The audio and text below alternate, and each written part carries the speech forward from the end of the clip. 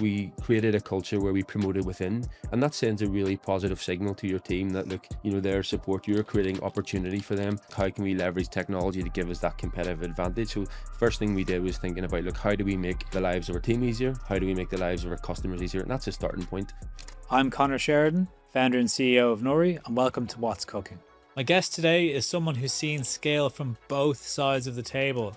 Andrew Maxwell built Boojum into Ireland's largest QSR Mexican chain before completely shifting gears into the investment space. Now as an operating partner at Imbiba, who back brands such as Farmer J, House of Gods and Opener, he's guiding ambitious founders through the realities of growth, from operational chaos to capital efficiency and strategy. This episode will dig into the inflection points that can stall a scale-up, the biggest red flags that tell Andrew that a business is not ready for investment, and why technology, if used well or badly, is often the deciding factor.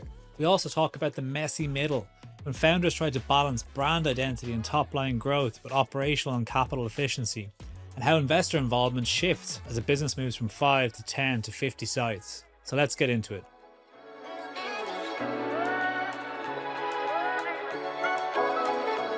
Andrew, welcome to What's Cooking. Great to have you here.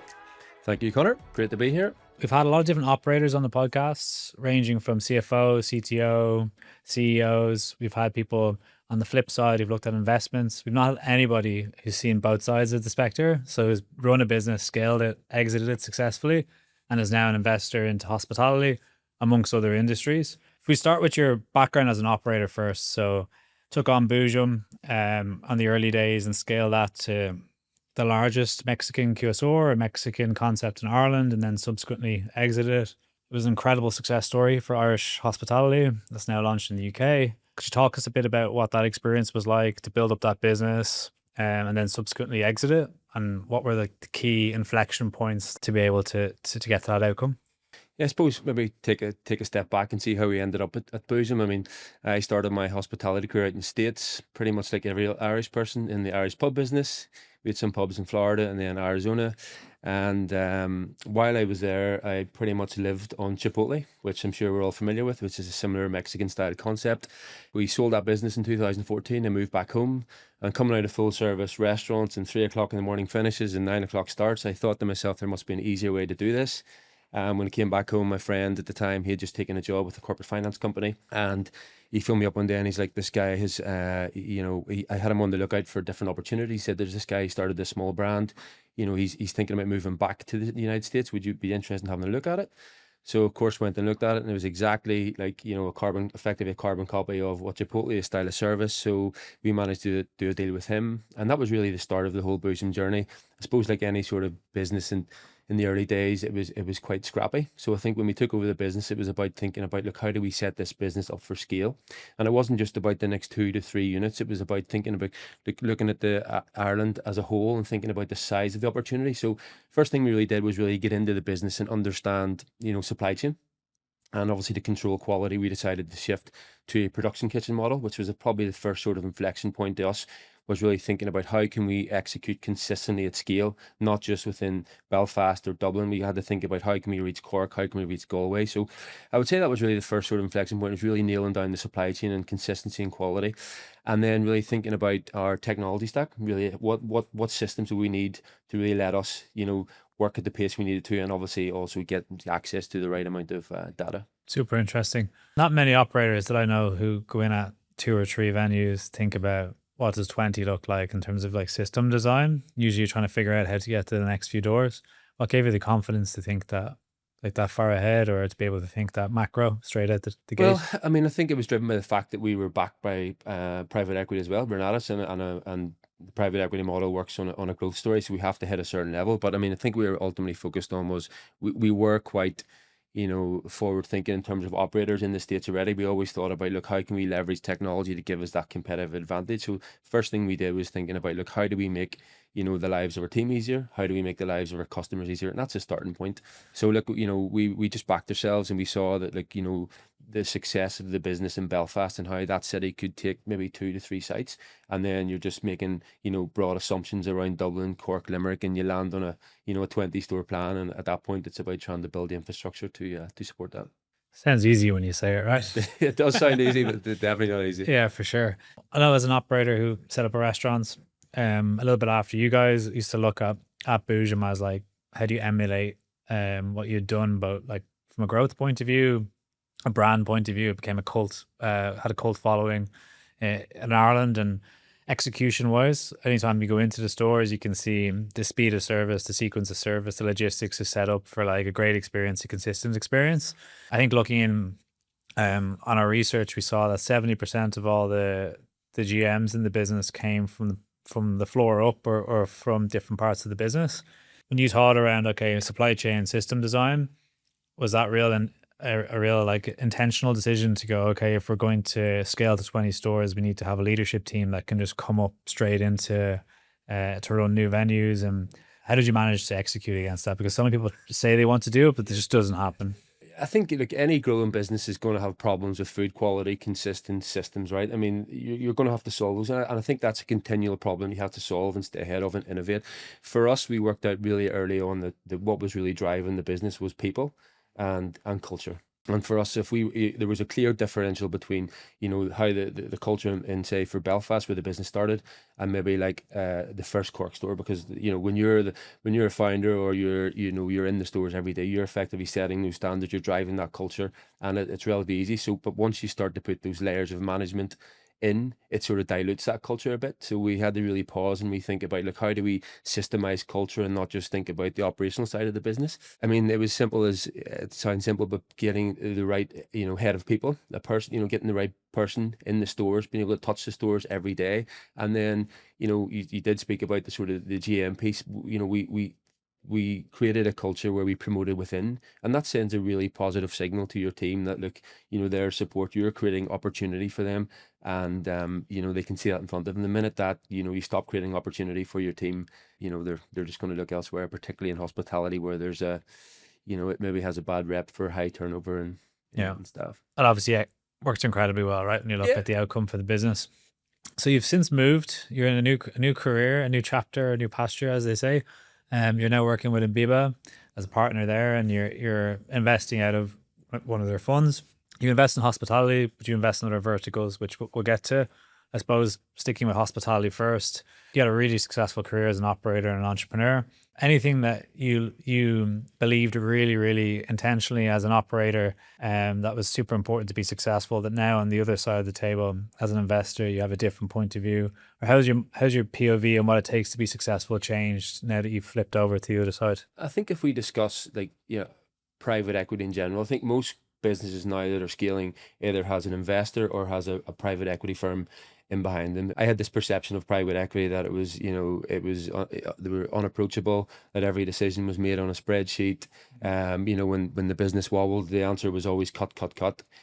Speaking now, sitting on both sides of the fence, and maybe I'm just speaking on behalf of Imbiba, which are an operator-led fund, where half our team are investors, half of our team are operators, like myself.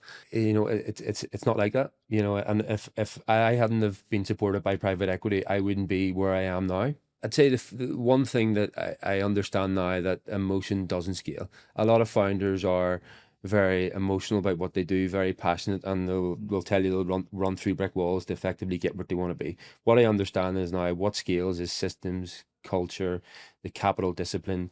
And for us, even going through this journey, I mean, we were ultra focused on unit economics, where sometimes that can get lost, and it's just growth at all costs. I'll fast forward to something I was thinking about asking later, but you just touched on it, right? And I think I know from my own experience as well, early on, growth, improve the brand identity concept, like the market fit, unit economics, or like financial rigor, operational rigor can come later. You as an investor, how do you manage that dynamic with your investments to try and maintain that focus on growth and scaling a brand with having the right amount of capital efficiency or unit economic focus in the business? It ultimately starts with having the right data and being able to build a proper budget and having a real tight controls around your cash flow. Of course, look, everyone wants to scale and everyone wants to scale quickly, and everybody wants to be the biggest player in their space. But ultimately, look, if the unit economics aren't stacking up, you have to really take a step back and really rethink about the whole strategy around growth, and particularly what we're facing at the minute. I mean, there's so much potential disruption around. I mean, the cost of construction has gone up, and that all ties into going back to that whole unit economics piece and return on capital. So it's so important that you've got sight on all of your costs and stuff that are running through the business. Nice. So if you look at your journey to Imbiba today, looking back then, how did you make that transition from an operator who's leading Boojum to now an investor working with Imbiba? Yeah, look, it was probably off the back of the the Zuri exit a couple of years ago. I got a call from Imbiba, their managing partner Daryl, co-managing partners Daryl and Lizzie, and I went and met them. They said they'd be interested in having a chat. We're considering raising a new fund in Ireland and replicating a similar structure, but obviously just focused solely on the island of Ireland. So I came across to London about 2.5 years ago, and I had lunch with them. And while the Irish opportunity was interesting, they asked me would I be interested in working with one of the portfolio companies on a short-term basis. So they sent me up to Scotland on a bit of a hotel project, and 2.5 years later now I'm one of the partners in Fund 2, which is an amazing journey and loving life. Really nice. What makes a good investment for Imbiba? Not just in hospitality, you work across leisure, you work across like hotels, as you mentioned, and a few other verticals, but how do you identify what makes a good investment? Yeah. So look, we are a specialist investor, and we invest in sort of leisure, education, healthcare businesses. What for us is, we really focused on like who is best in class, and some of the brands that you may be familiar with. We spoke about them prior to our jumping on here with One Rebel, Farmer J. We've got House of Gods Hotel. So we've had some really good success. Pizza Pilgrims, which we just exited recently. I think going back to really what makes a good investment is thinking about the subsector that's in. Is it in structural growth or decline? It's very hard to back even a best in class business whenever the subsector's in decline. So for us, it's really targeting like who does it best, and then at that point, then you're into thinking about looking at the model, looking at the opportunity, looking at can they scale regionally. There's so many different factors that go into that, but ultimately what it generally falls back to is the quality of the founder. Is the founder backable? I think as you're well aware, there's some amazing business out there, but unfortunately some people just aren't as backable, or for us that we feel that we could support in the way we need to. Okay, cool. So which verticals are you looking at today as a investment business? Well, I mean, leisure. Leisure is quite broad. We could look at everything within. We talked about hospitality. We have looked at some experiential concepts within our portfolio. We've got F1 Arcade, which is a partnership with Liberty Media, which is an amazing business. They've now just opened up, I think, their third or fourth location now in the States. In education, we're probably one of the largest investors in children's daycare nurseries. We've just made two recently, two amazing best in class small 2 to 3 site nurseries where we believe get massive potential to scale. And then healthcare, again, health is a very broad spectrum. We look at everything from sort of gyms, and now met with a really interesting company last week in sports technology. So anything that's sort of connected to health and within that vertical. Probably what I will say is, I mean, what we really target is sectors that we believe that we can add value. I mean, being an operator-led fund, like this isn't just about deploying capital, it's about being able to support the businesses post-investment. And for us, I mean, that's where we think we've a point of difference versus other maybe funds who don't operate like us. Nice. Yeah. I think like often there's investors can be passive capital, which can be useful. But I think one of the hidden value adds that people don't take as much advantage of is the pattern recognition. If you've seen success and what great looks like many times, you've seen what's taken businesses down.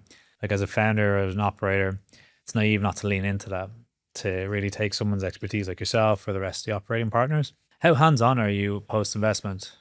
Again, it really depends. I mean, I think like most investment starts with a 100-day plan.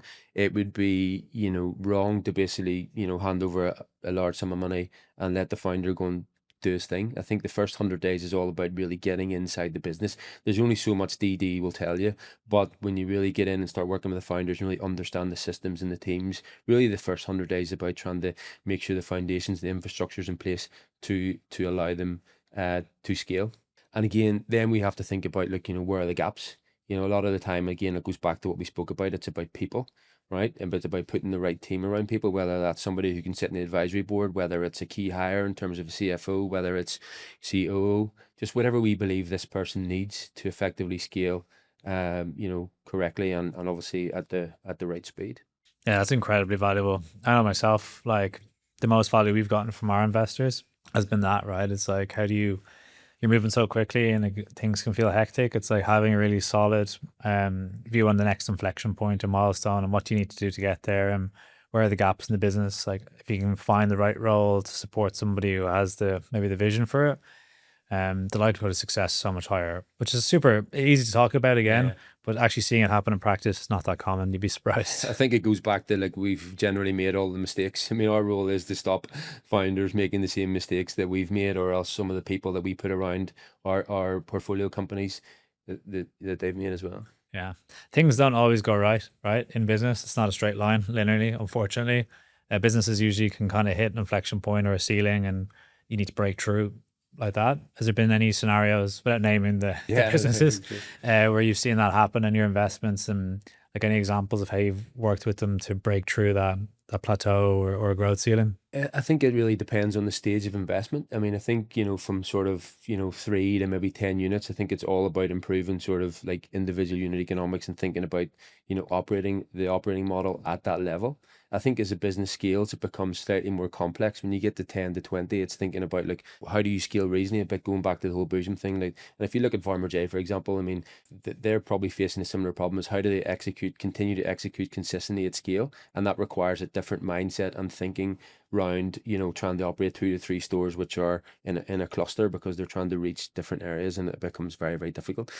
Both with Farmer J, they brought in one of the top guys from Pret very early on. It was a very, very successful business, but the guy who's probably, tasked, or he could be given the credit for basically getting Pret to where it is today, came in and really refined the operating model. And look, I still believe Farmer J is probably one of the best businesses and is around. I mean, there's not many businesses that can do what they can do at scale, but also they can trade over 3 day parts, which is really a credit to the whole operating model. I mean, you think about the number of transitions that they have to make from, early morning prep into breakfast into lunch into dinner, and then you're trying to lay in the whole delivery side of it and catering now. So it's a really, really complex model. But maybe people don't realize what goes on in the back of house. But I would say that was one thing, putting the right people in the place who've seen that, understand what needs to happen to the model to allow you to do that, is, I'd say, where Imbiba have had a lot of value. I can see that, right? As a guest or as a patron. So I think I'd mentioned that I'm in there maybe twice a day some days and every odd day, and it's a completely different demo, right? All shapes and sizes of people, age and backgrounds, eating from, as you mentioned, 9 a.m. to 8 p.m. or 7:30 p.m. to when it closes. That's like the Shangri-La of a hospitality business. How do you get all the segments or demos and all the day parts 7 days a week? So yeah, incredible execution. So shout out to those guys. So you touched on some green flags. So like founding team, quality of the team, scalability of the concepts, structure of the segment in terms of is it growing or is it in decline? What are red flags that you've seen in an investment process that would spook you from backing a team? I would say accuracy of numbers. I mean, sometimes what you're presented is not what's actually true, and a lot of it will wash out in DD. But we've gone through, a number of process to find they just fall over at the last hurdle because something is maybe not truth. Now, I think at the stage we invested, there's always going to be an element of that because maybe founders have sacrificed, sort of back of house controls for growth. And that's really our job as being an operator-led fund, is to come in and really, sort that out and try and fix that and position it. So I would say that's one thing that we would see quite a lot, but it's not, it's not a deal breaker. In some cases it could be extreme, but we do expect to see some sort of delta. And then I would say maybe founder dependency is another one. I mean, just some businesses are the founder has so much control, they won't let go. I think when we believe the business is so reliant on the founder, for us it's just such a red flag because, as you know, in any business at some point you have to let go. And maybe I reached that point at one point in our business in Boojum. I can remember going into one of the stores in Cork and nobody knew who I was. And it was like the worst day of my life because it was like, I've lost control of this business. But ultimately, at some point, you have to, put the trust and faith into your team to do what you believe they can do. I mean, you hired them for one reason and you have got to let them go. Yeah. It's like there's a book called Work and Worth, and like it talks a bit on that when your personal identity is wrapped up in the business and being like the main person, and then it's actually a sign of success that it can run without you, but you feel a bit lost. Yeah. I can definitely resonate. Super interesting. We're obviously a technology business in Nory, and it's broadly a technology podcast, somewhat obviously intertwined with hospitality. When you look at investments, how important is like the sophistication of the tech stack or the quality of the systems or technology systems in particular in use? Is that like a key decision criteria or no? Or is that something that you look at maybe later? Good technology will give you access to the right data. And if operators are thinking it that way, I mean, they generally have good controls or good thinking around the controls that need to happen in the background. Again, it's not a deal breaker on day one, but for us, I mean, ultimately, we want these systems in place. For us, it's not about, getting data to control. It's about pattern recognition. I mean, if we have access to some of their systems and maybe we can spot something ahead of time. I mean, hospitality's got a bad rep for, you get your quarterly management accounts and you realize you've had a problem, 2 months ago, which just doesn't work. I mean, the systems we have today, we have access to real-time data, which allows you to make, real-time decisions, which I think it's key. And no matter what subsector we are working in or targeting, it's all the same. So I'm a big believer that, look, if the business doesn't have the systems today, it's about really sitting down and in that 100-day plan and thinking about, like, how can we create efficiency at scale with getting the right systems in place. Obviously, real time data is important. P&L controls, levers like around prime costs, things around guest sentiment, like how you're pacing. Have you ever seen on the flip side brands that overinvest, spend too much time on the systems and less time on like the op model or the culture or Yeah, I mean, I suppose I'll give you a personal um view on that. I mean, going back maybe 12 years ago, whenever we went into Boojum, I mean, we took over the business. It was very, very scrappy and had this great idea that we were going to roll out an enterprise system to every store at the same point. I mean, this was in the very early days of digitalization, and this system was the all singing, all dancing. It was going to solve every single problem from, labor to the cost of goods, the procurement to, well, anything to do with HR. It literally shifted us from a paper-based system, Excel spreadsheets, to paperless overnight. Probably the biggest mistake, I made in my whole journey, because you took the team out of their comfort zone. I was driving this change and I just didn't really understand the complexity of, like, of tech development, and I spent months and months working with the developers, trying to solve these problems, with them for the industry. And we just had to give up because it was just putting our teams under too much pressure. We lost control. I mean, and we shifted back to a very basic system, but it worked. And then, I mean, the key learning there for us was really, go slow, focus on what really moves the needle initially. And where you guys are focused on now is for me is where everyone should be focused on. I mean, if you think about every pound or dollar or euro of revenue, if 60, potentially 70% of revenue is now allocated to cost of goods and labor, I mean, for me, that is 100% where operators need to be focusing right now, and not get caught up in the whole shiny world of AI tools and promises that system can do X, Y, and Z. It's about thinking about the control system, that work can do, control that 60 to 70%. nice. Just to say that wasn't Nori. That's it. That system. Absolutely I'm not. only joking.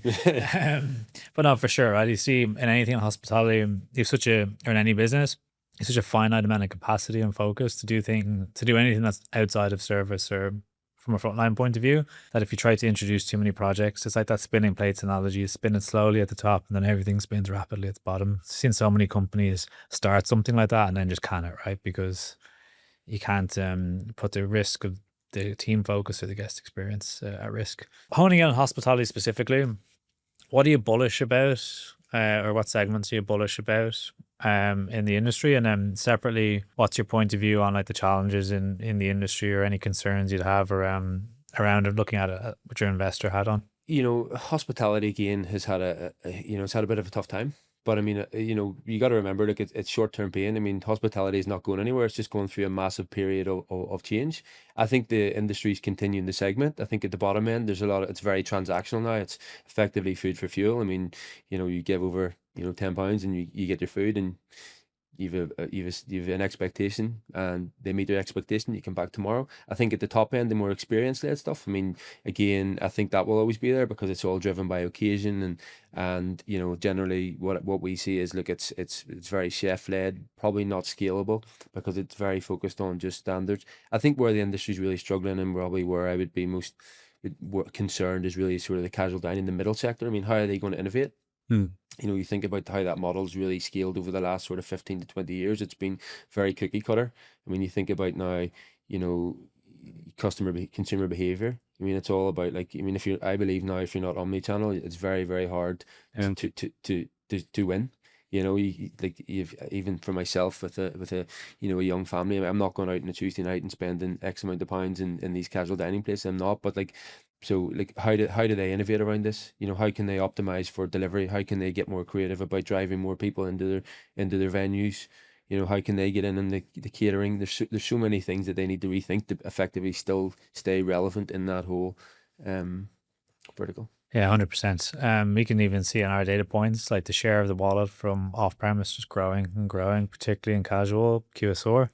And people want it when they want it, where they want it. It doesn't always mean it's going to be in your building, unfortunately, for the people with big leases and big occupancy costs.